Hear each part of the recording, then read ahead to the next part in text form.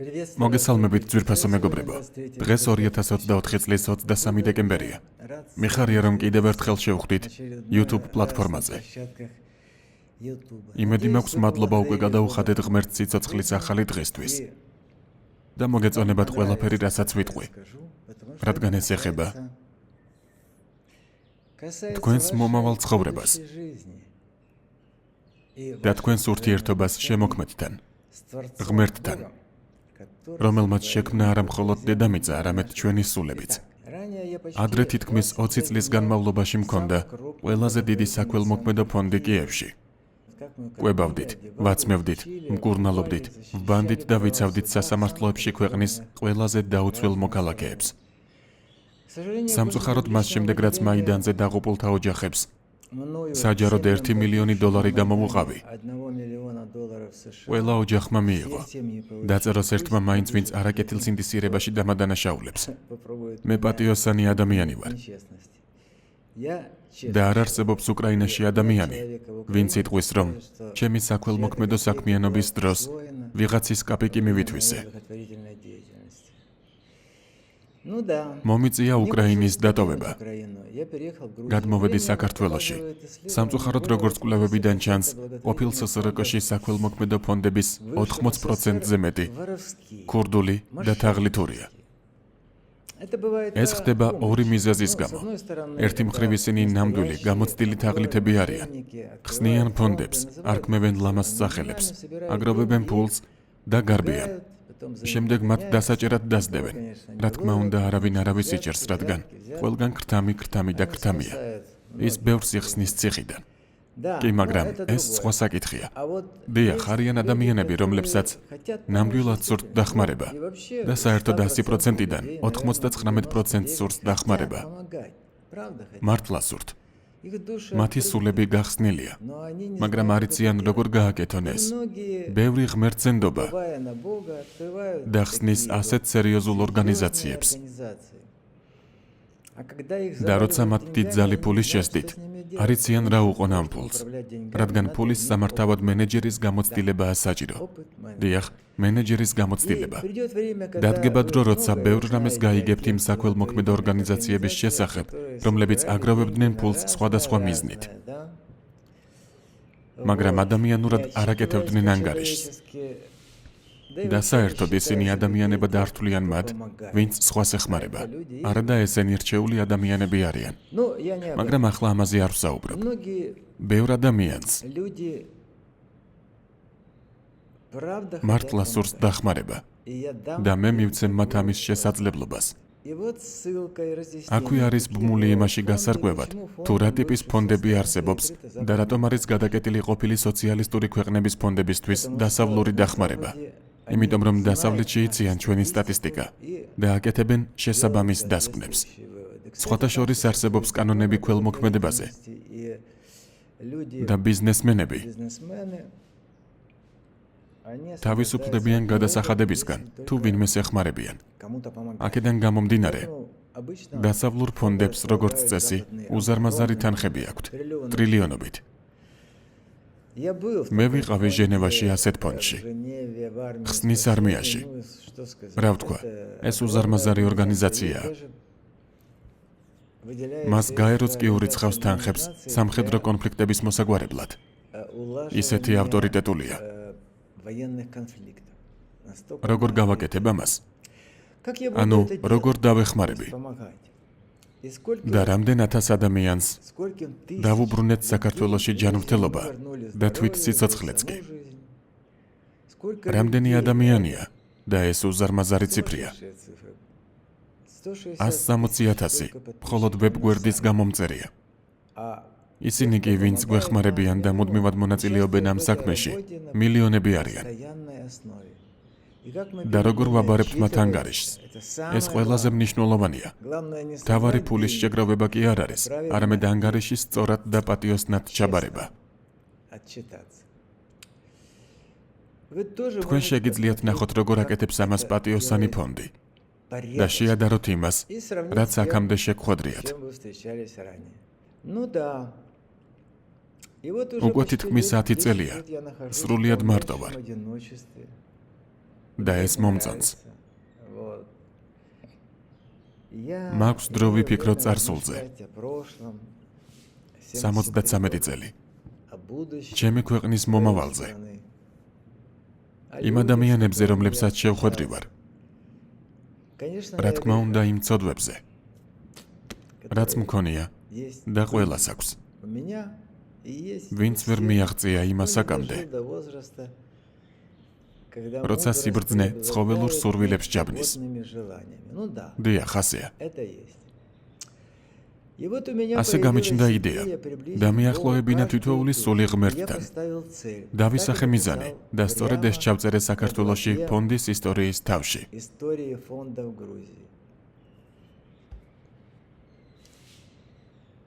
თანაგრძნობა გავაღვიძო ყველა ადამიანში, ვინც ზღვის უბედურებას გადააწყდება, ვისაც არ იცნობს და არასოდეს უნახავს და მისგან არც მადლობას მიიღებს, რათა ეს სული ღმერთს დაუახლოვდეს. და იცით, მათ ესმით ჩემი. რა თქმა უნდა, თუ თქვენ წინაშე ახალგაზრდა სიმპათიური ბიჭი ილაპარაკებდა, თუმცა მე არ ვთვლი თავს მახინჯად, მაგრამ ეს ისე სიტყვა მოიტანა. ახალგაზრდა არ ვარ, მაგრამ არა სამწუხაროდ. ძალიან მომწონს ჩემი სულის მდგომარეობა დღეს. ყველაფერი კარგადაა, მაგრამ თქვენ მას არ მიიღებდით, იმიტომ რომ მე არაფერი მჭირდება. მოკრძალებული არსებობის საშუალება მაქვს. ისე მოხდა, რომ აღარ მინდა ამ თემის წამოწევა. ჯერ არ ვაპირებ. ასე რომ, ყოველი სულის მიახლოება ღმერთთან, რომელსაც შეუძლია გაიგოს, რომ ყველაზე მნიშვნელოვანი, რაც შეგვიძლია გავაკეთოთ ღმერთისთვის, ყველაზე მთავარი არის არა მოწყალების მიცემა ვინმესთვის, რომელიც თაღლითებმა ჭიქით ხელში დააყენეს. ან უკვე ბავშვებიც კი ყავთ ჩართული ამ საქმეში. არა, ეს არის უცნობი ადამიანის დახმარება. არ ვსაუბრობ ნათესავებზე, მათ ისედაც უნდა დაეხმაროთ. პატივი ეცი მამას და დედას, ნათქვამია ბიბლიაში. გულისხმობ უცნობ ადამიანს,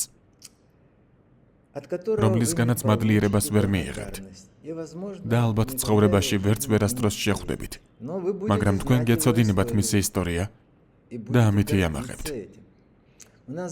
საქართველოში ყავდა ერთი ბიჭი, რომელიც ბავშვობაში განათების ბოძზე აძვრა და დენმა დაარტყა. მას ცეცხლი წაეკიდა და ორივე ხელი დაკარგა. ჩვენ დავწერეთ მასზე. მისმა ისტორიამ მსოფლიო შემოიარა და მას ტაეკვანდოს მწვრთნელმა დაადგა თვალი. დღეს ის მსოფლიოს ჩემპიონია და ჩემზე მეტი ფული აქვს. მას აღარ უჭირს. ეს ერთ-ერთი ისტორიაა. სასწაულები თქვენთანაც მოხდება, თუ სიკეთეს სულს გაუხსნით. მე ზეპირად ვიცი ბიბლია და სხვა რელიგიებისთვის წმინდა მრავალი წყარო. ჩემთვის ძალიან საინტერესოა იმის მოსმენა, თუ რას ფიქრობდნენ ბრძენი ადამიანები. სამწუხაროდ ისინი აღარ არიან. უკანასკნელი ბრძენი ალბათ 2000 წლის წინ გარდაიცვალა. ამიტომ მე გულწრფელად მწამს ღმერთის და აირას ამბობს ის ჭეშმარიტ ქველმოქმედებაზე, რომელიც მხოლოდ მას შეუძლია შეაფასოს. მხოლოდ ის არის ჩვენი შემოქმედი. თუ შენ ხელი გაუწოდე ტანჯულ ადამიანს, რომელიც არც კი გინახავს და მისგან მადლიერებას ვერ მიიღებ, მაშინ თავად უფალი გამოგიწვდის ხელს. და არა აუცილებლად რთულ დროს, ის ყოველთვის შენთან იქნება. რადგან ეს არის ჩვენი მოწოდება. ჩვენ ადამიანები ვართ, მის ხატად და მსგავსებად ვართ შექმნილი. ღმერთი კი სიყვარულია, რომლის მსგავსიც არ არსებობს არსად ამ სამყაროში. არც ადამიანებში და არც სხვა ცოცხალ არსებებში. თავიდან ვიდრე შტატს არ შევქმნი, ამისთვის პირველ რიგში ჟურნალისტები მჭირდება. გთხოვთ მოისმინოთ მეგობრებო. სულაც არ არის საჭირო, რომ ჟურნალისტად გქონდეთ ნამუშევარი. მე ჟურნალისტი არ ვარ, მაგრამ ნებისმიერ ჟურნალისტზე უკეთვწერ, დამიჯერეთ. მაგრამ შეიძლება არა ნებისმიერზე, იყოს ასე. მაგრამ არიან ადამიანები, რომლებსაც აქვთ უნარი. როგორც ცნობილმა პოეტმა პუშკინმა თქვა, ზმნებით დადაგონ ადამიანთა გულები. აი ასეთი გჭირდება. ახლა მინდა რომ მომისმინოთ. მივმართავ თქვენს გულებს. ყველას, ვინც თავს ცუდად გრძნობს, ვინც მარტო დარჩა საშინელი პრობლემების წინაშე. შესაძლოა არც საცხოვრებელი აქვთ და არც ჯანმრთელობა. ჰყავთ ავადმყოფი ბავშვები, მოხუცები, რომლებსაც არავინ უვლის, რადგან მათი შვილები სადღაც არიან. ან აღარ არიან. ან მათი სულები ჩაკეტილია საკუთარი მშობლების მიმართ, რომლებიც მათი გულისთვის სიცოცხლის გასაწირად იყვნენ მზად.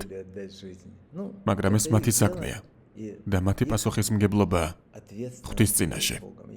არ მინდა ამაში ჩარევა. ეს ჩემი საქმე არ არის.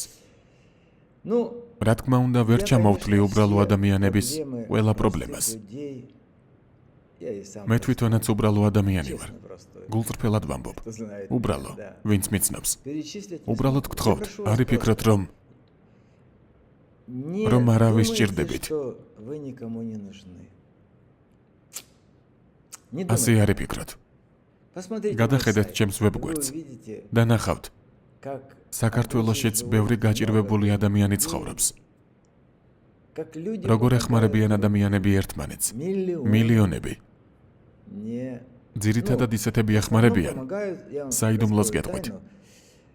ჩვენს ქველმოქმედ და 90% ღარიბი ხალხია.